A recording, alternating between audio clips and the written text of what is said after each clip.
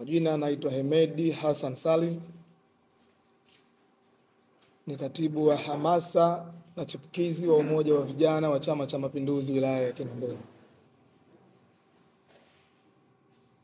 Lakini pia ni mjumbe wa baraza la umoja wa vijana wa Chama cha Mapinduzi wilaya ya Kinondoni,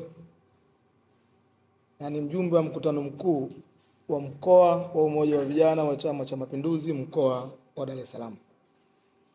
Lakini leo nimewaita hapa nikiwa kama Tanzania, kama mwananchi wa kawaida.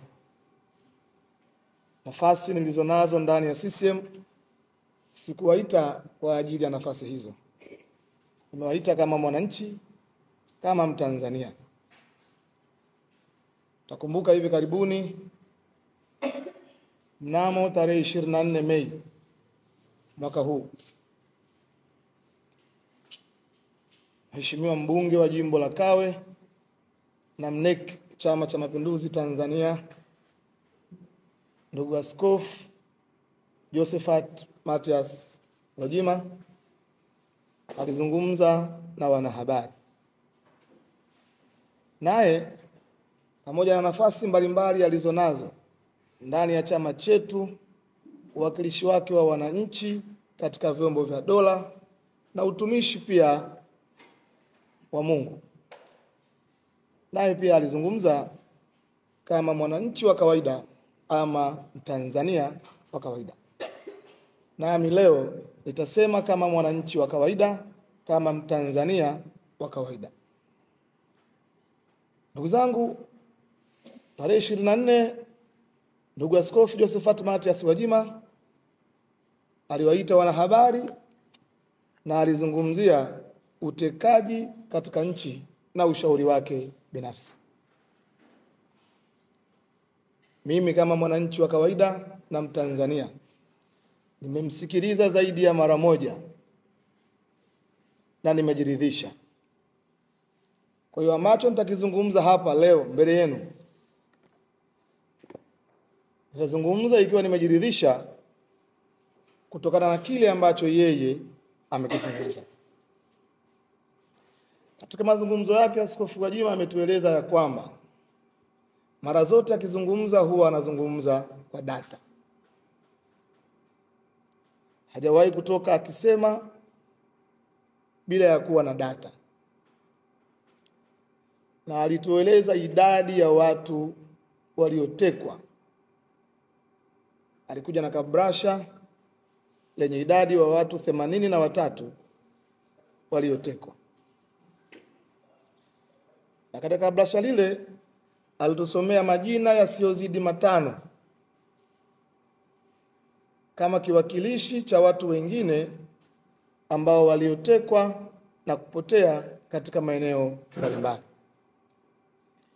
Mimi leo niko mbele yenu na kwanza kulaani na kukemea matamshi aliyoyatoa.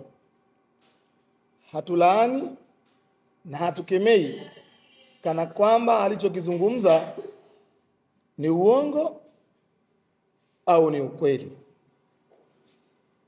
Tunalaani kwa sababu kubwa moja.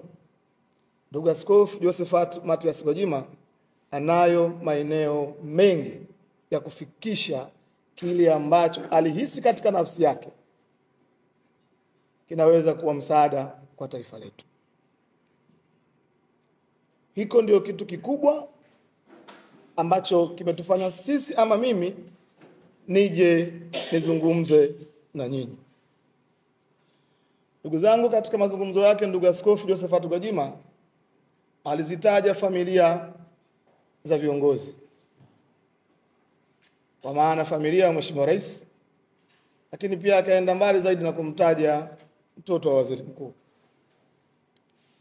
Wako baadhi ya Watanzania wanaweza kutumia maneno ya Askofu Josephat Gwajima na kuleta uchonganishi, uchochezi ndani ya taifa letu. Wako wengine ambao walikutwa na kadhia hiyo katika familia zao, wanaweza kutumia hasira zao kwenda kuzuru familia zilizotajwa na Askofu Josephat Mathias Gwajima, na hatimaye ndani ya taifa letu tukaingiwa na mtafaruku mkubwa usiokuwa na mwisho. Kwa sisi binafsi, ama mimi binafsi, nimefadhaishwa mno na kile ambacho Askofu Josephat Mathias Gwajima amekiwakilisha kwa umma. Na katika mazungumzo yake, ndugu Askofu Josephat Gwajima alitoa ushauri wa upatikanaji wa wakuu wetu wa vyombo vya dola kwa taifa letu. Sisi sote tunafahamu wakuu wetu wa vyombo vya dola katika taifa la Tanzania wanapatikana kwa mujibu wa katiba ya nchi yetu na si vinginevyo. Haijawahi kutokea ndani ya taifa la Tanzania kupatikana mkuu wa chombo chochote cha dola kwa utashi wa rais au kiongozi mwenye mamlaka ya kufanya hivyo. Mkuu yoyote wa chombo cha dola ndani ya taifa la Tanzania anapatikana kwa mujibu wa katiba ya nchi yetu. Kwa hiyo kwanza naomba nimkumbushe Askofu Josephat Gwajima, viongozi wetu waliokuwa na dhamana ya kuliongoza taifa hili hawajawahi kufanya uteuzi wa nafasi yoyote nyeti ya taifa letu kwa kuamini uswaiba, mahaba ya mtu kwa nafasi anayompatia.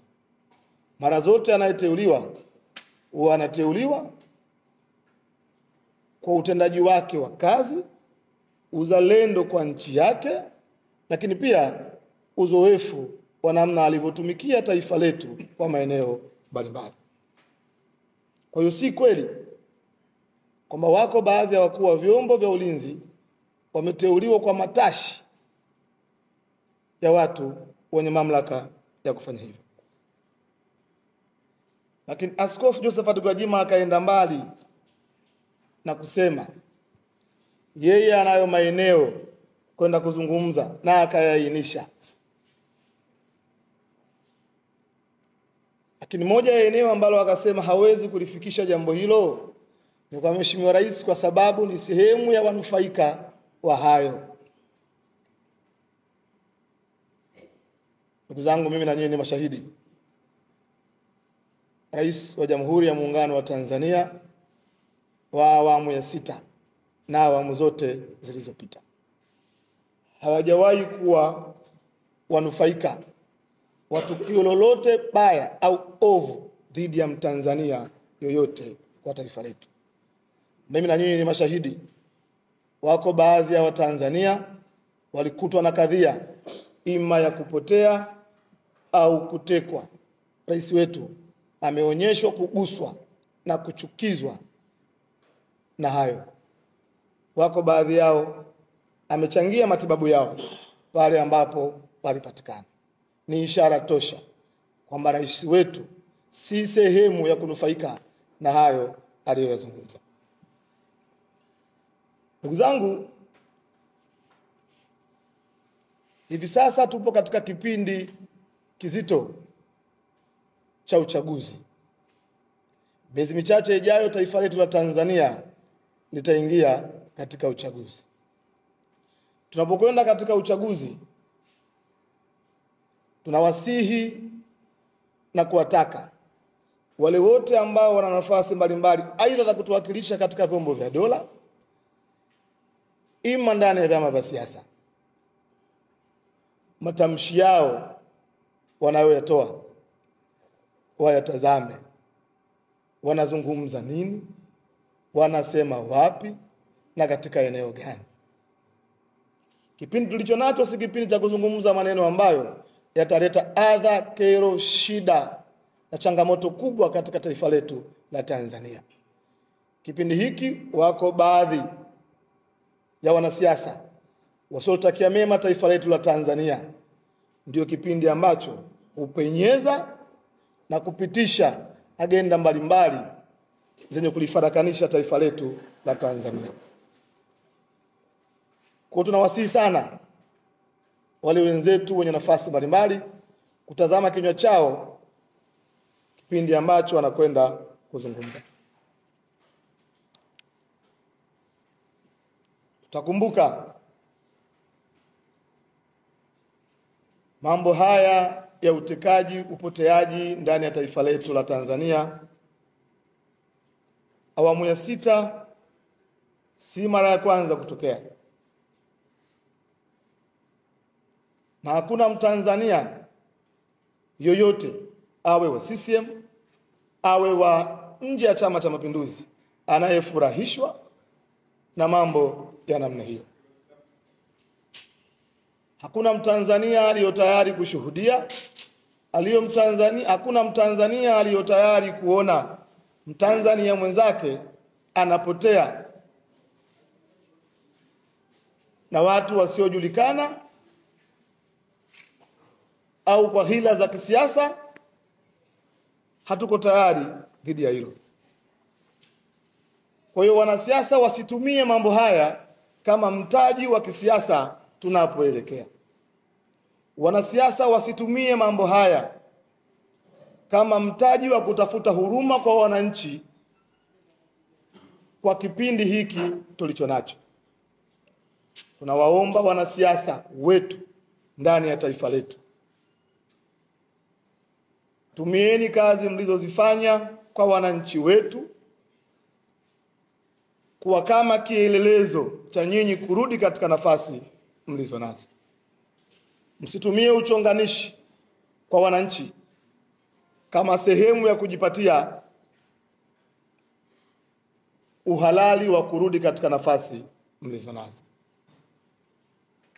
Sote tunaamini utekaji, upoteaji kwa wananchi katika taifa letu la Tanzania, na tunakubaliana si jambo jema na zuri kwa ustawi wa taifa letu. Nimeshangaa sana kwa Askofu Josephat Gwajima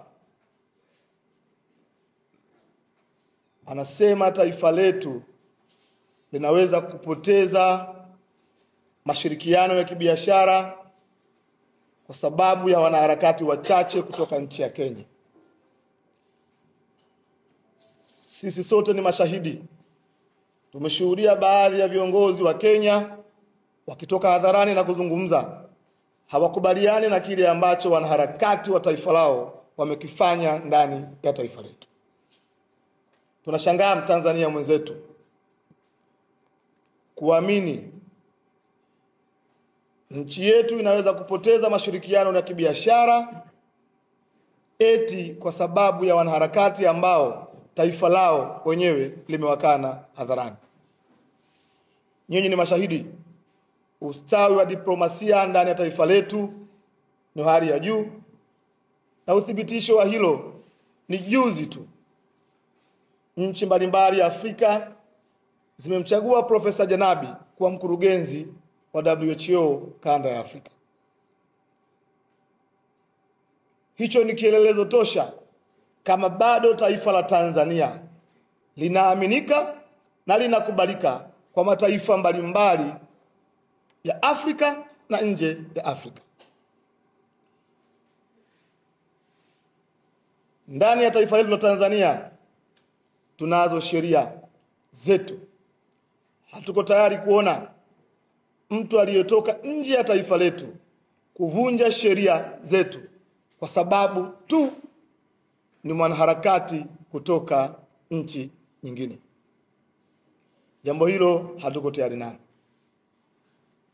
Wako baadhi ya Watanzania walisharejeshwa kwa kuishia airport baadhi ya nchi mbalimbali.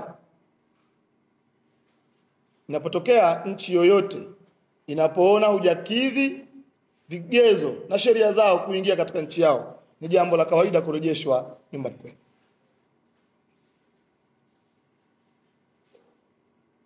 Kwa hiyo msingi wa mambo haya yote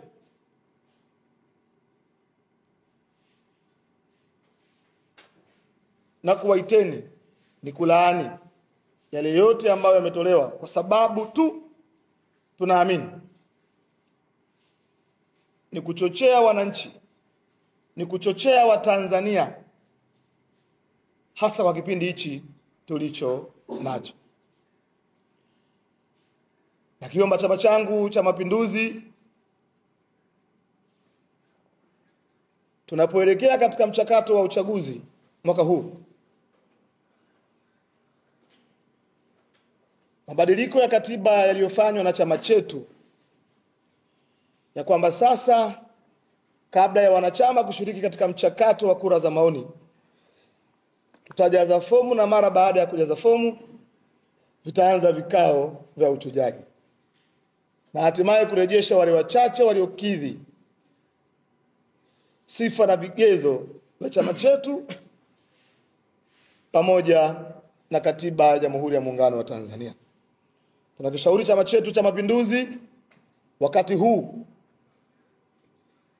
ituangalie na iwaangalie sana, imulike sana wale wote watakaojitokeza kuchukua fomu ndani ya chama chetu. Ikibidi, tunaamini chama chetu kinasema binadamu wote ni sawa. Tunaamini hivyo. Lakini katika mchakato wa mtu kuomba uongozi ndani ya chama chetu, katika majina matatu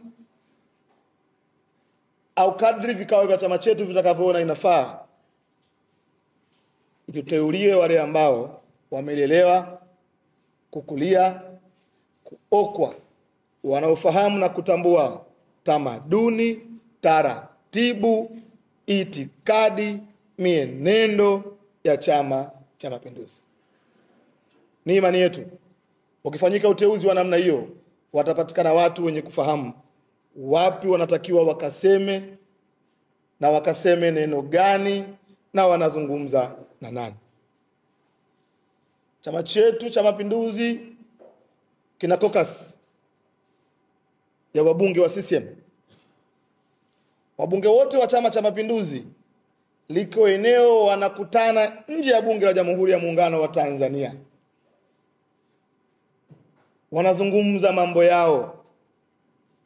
Katika eneo lile, Askofu Josephat Mathias Gwajima alikuwa nayo nafasi ya kuwasilisha hayo aliyowasilisha kwa umma. Crown Media. Hapa ni nyumbani.